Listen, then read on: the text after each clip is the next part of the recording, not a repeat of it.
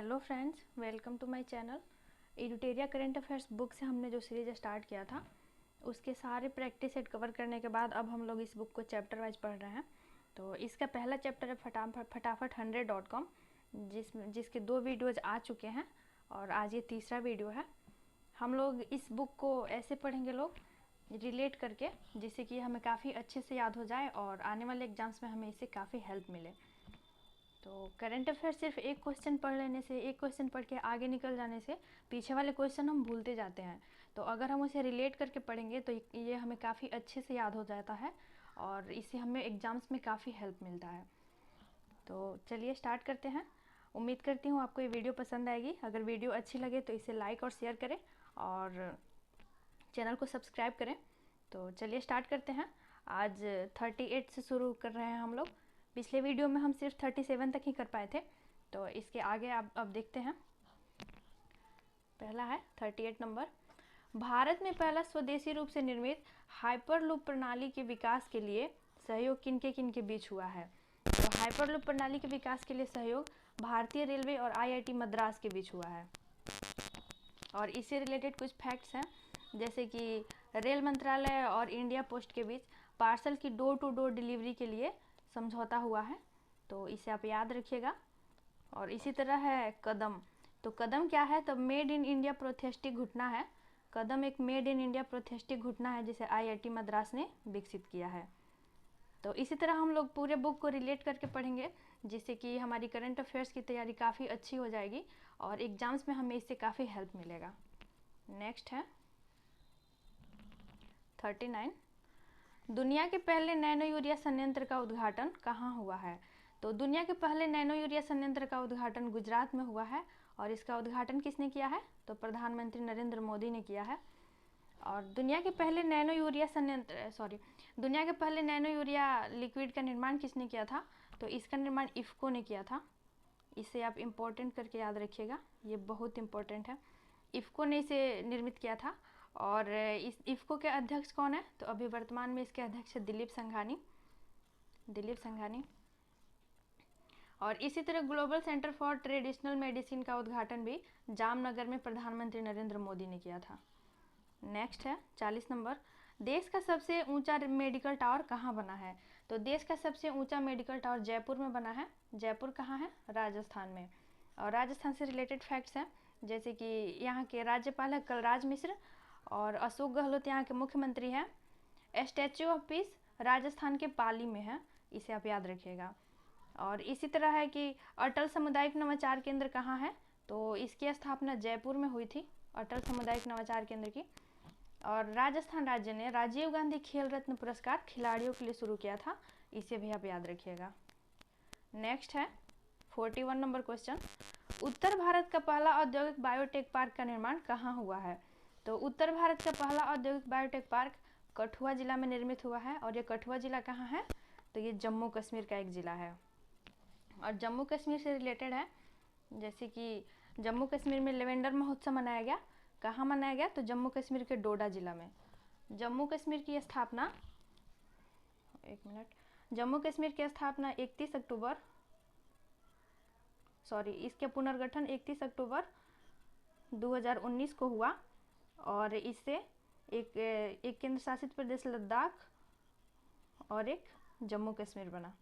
2 केंद्र शासित प्रदेश बने हैं, एक का नाम है लद्दाख और एक का नाम है जम्मू कश्मीर। और जम्मू कश्मीर के अभी वर्तमान में उपराज्यपाल हैं मनोज सिन्हा। जम्मू कश्मीर के उपराज्यपाल मनोज सिन्हा हैं।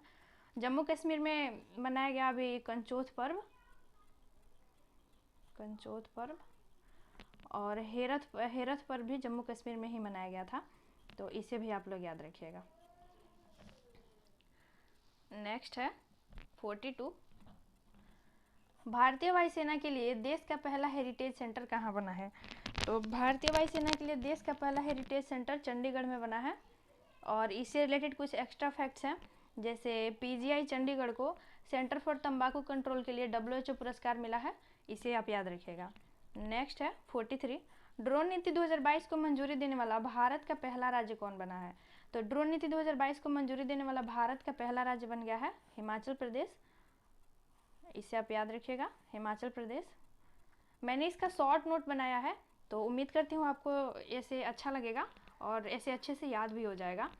हिमाचल प्रदेश की राजधानी है शिमला और यहाँ के राज्यपाल है राजेंद्र विश्वनाथ अर्लेकर और जयराम ठाकुर हिमाचल प्रदेश के मुख्यमंत्री हैं। और ये मोस्ट इम्पॉर्टेंट करंट है हिमाचल प्रदेश से रिलेटेड कि अटल सुरंग हिमाचल प्रदेश में है और यह 10,000 फीट की ऊंचाई पर स्थित 9.02 किलोमीटर लंबी सुरंग है। ये क्वेश्चन आया था बीपीएससी 66 बीपीएससी और जो सीडीपीओ का एग्ज़ाम हुआ था उसमें भी ये क्वेश्चन आया था। तो दोनों एग्जाम में 66 बीपीएससी और सीडीपीओ दोनों एग्जाम में ये क्वेश्चन पूछा था कि इसकी लंबाई कितनी है।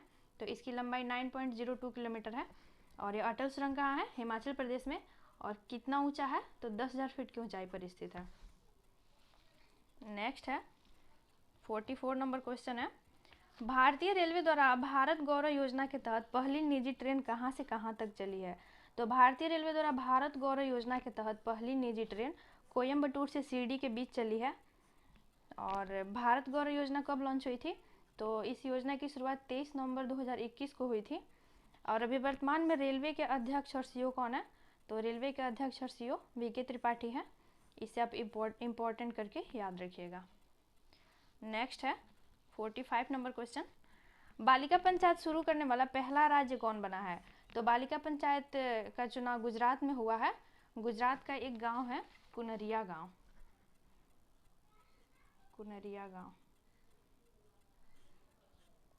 यहाँ पे बालिका पंचायत का चुनाव हुआ है और जो पहली सरपंच बनी है उनका नाम है भारती गरबा। भारती गरबा। और इसी तरह गुजरात से रिलेटेड फैक्ट है, जैसे कि EFIR प्रणाली गुजरात पुलिस ने शुरू किया। कहाँ पे? गांधीनगर में। तो EFIR प्रणाली गुजरात पुलिस ने गांधीनगर में शुरू किया और इसका उद्घाटन किसने किया था? तो इसका उद्घाटन अमित शाह ने किया था। नेक्स्ट है 46 नंबर क्वेश्चन है, पहला कृषि भूमि मूल्य सूचकांक किस संस्थान ने जारी किया है? तो पहला कृषि भूमि मूल्य सूचकांक भारतीय प्रबंधन संस्थान अहमदाबाद ने लॉन्च किया है। इसे आप याद रखिएगा। नेक्स्ट 47 नंबर है, हाइब्रिड बिजली परियोजना का उपयोग करने वाला पहला हवाई अड्डा कौन बना है? तो हाइब्रिड बिजली परियोजना का उपयोग करने वाला पहला हवाई अड्डा छत्रपति शिवाजी महाराज अंतर्राष्ट्रीय हवाई अड्डा बन गया है। और यह हवाई अड्डा कहाँ पे है? तो यह हवाई अड्डा मुंबई में है। और इसी तरह एक रिपोर्ट के अनुसार विदेशियों के लिए भारत का सबसे महंगा शहर मुंबई और दिल्ली है। इस रिपोर्ट के अनुसार सबसे महंगा शहर मुंबई और दिल्ली है और सबसे सस्ता शहर है कोलकाता। विदेशियों के लिए भारत का सबसे सस्ता शहर है कोलकाता और सबसे महंगा शहर है दिल्ली और मुंबई। नेक्स्ट 48 नंबर क्वेश्चन है,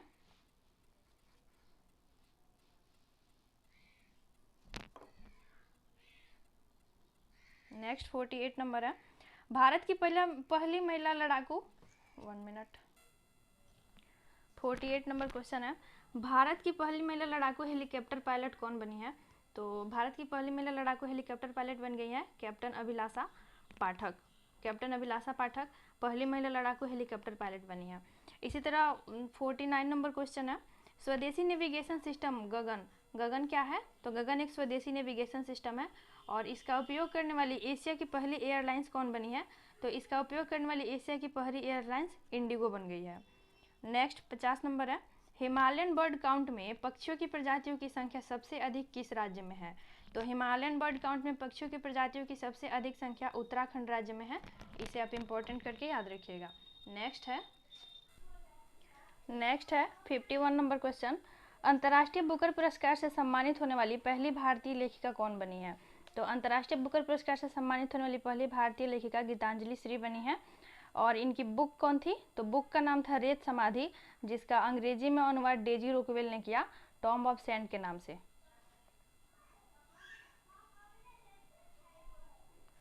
और इससे रिलेटेड कुछ एक्स्ट्रा फैक्ट्स हैं, जैसे कि 31वां सरस्वती सम्मान 2021 किसे मिला?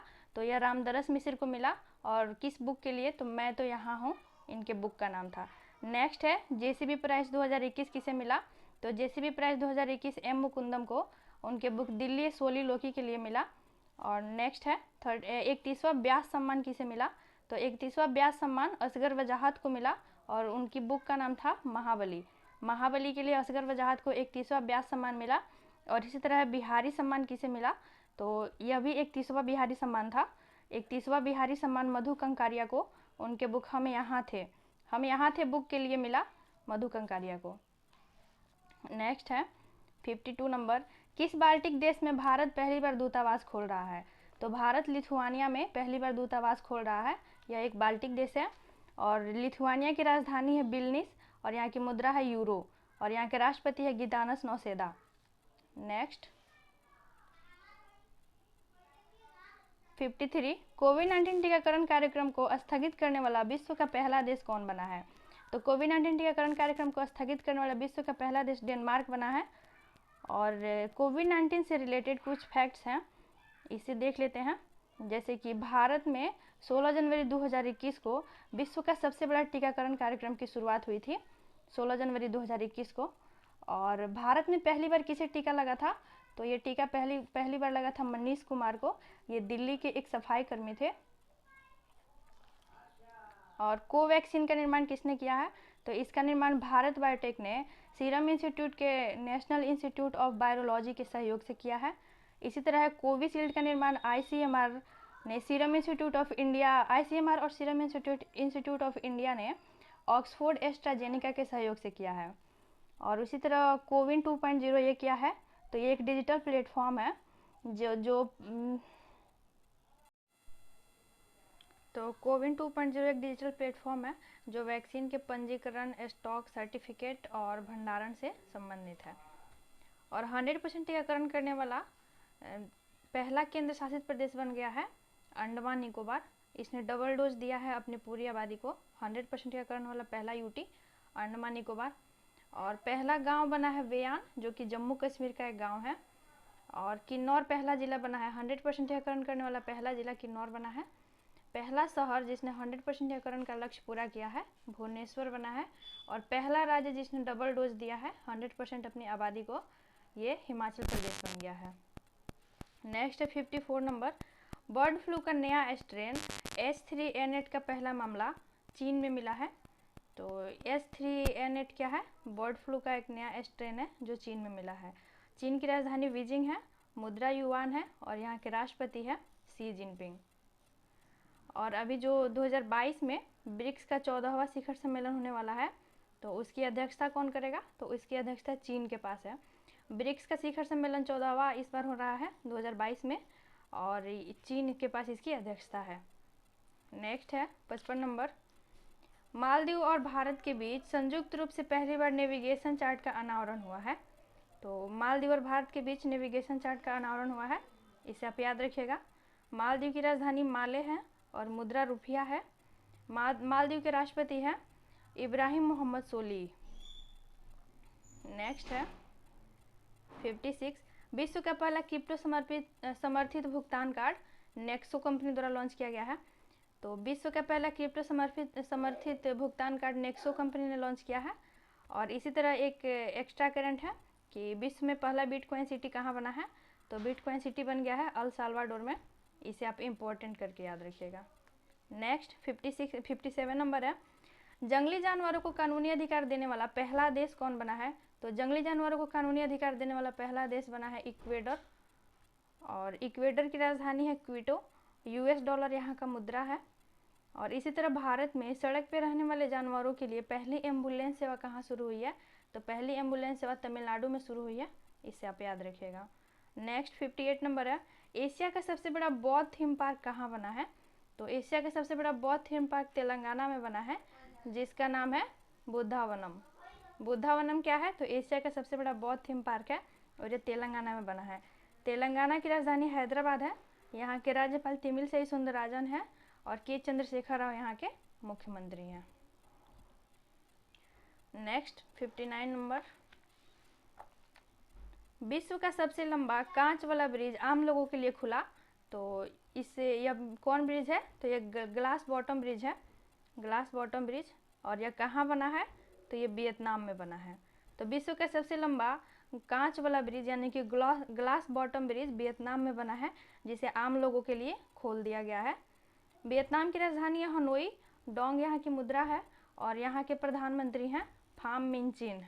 और वियतनाम के राष्ट्रपति है गुएन जुआन फुक। तो ये दोनों अभी हाल ही में बने हैं, प्रधानमंत्री और राष्ट्रपति, तो इसे भी आप याद रखिएगा।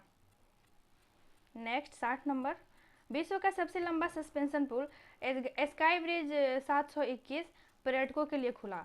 ये कहाँ पे है? तो ये चेक गणराज्य में है और चेक गणराज्य की राजधानी है पराग्वे और चेक कोरोना यहाँ की मुद्रा है। तो इस तरह हमने एडुटेरिया करंट अफेयर्स बुक से फटाफट 100.com के 60 क्वेश्चंस कर लिए हैं और बाकी के क्वेश्चन आगे आने वाले वीडियोज़ में करेंगे। तो उम्मीद करती हूँ आपको ये वीडियो अच्छी लगी होगी। आप चैनल को सब्सक्राइब कर लीजिए, वीडियो को लाइक एंड शेयर कर दीजिए और कमेंट करके बताएं कि आपको ये वीडियो कैसी लगी। Thank you.